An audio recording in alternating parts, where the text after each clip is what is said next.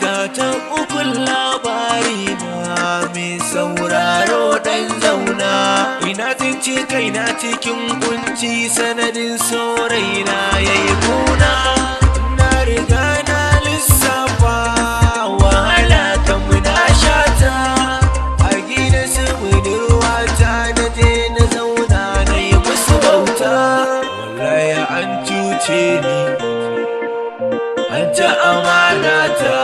Labarin ni na shige a cikin kunci ba ƙarami ba. Na riga na fada santa soyayya ba ƙarama ba. Komai idan ta nema zan mata bari cewa ba haka ba. Har iyayen suka sa na aiki tsakanin wanki ko ɗiban ruwa. Ta mukar garuwa. Malam a gidanmu ga 'yan uwa da iyaye suna ta bukata ta. Na leƙa gidan su wasu dalilin su na yi musu bauta. Bayan na je hira gurinta sai in ganta da wani. In na zauna in ta gama kan ta zo guna sai gurin wani. Ashe samarin in sun zo kuɗaɗe suke mata. Ni ko in na zo gunta iyayenta ni ke yi wa bauta.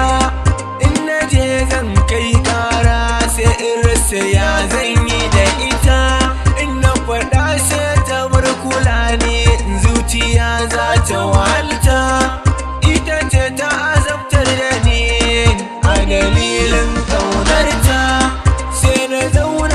Shawara ya za a yi ne in bar santa.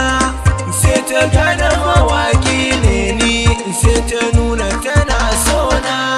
Sai na gane abin duniya domin shi ta nuna min kauna. Sai na ce zan nuna mata. Ta biyo ni ta huɗu labarin yana nan a nan ne zai kare. Na subscribe kan YouTube din za ka gane komai da komai. Nagode.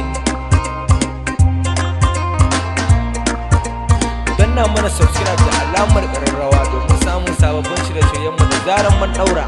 AS Pata TV yana muku albishir da cewa za a fara labarin mahaifiya series music. Labarin mahaifiya ne zalla wanda iya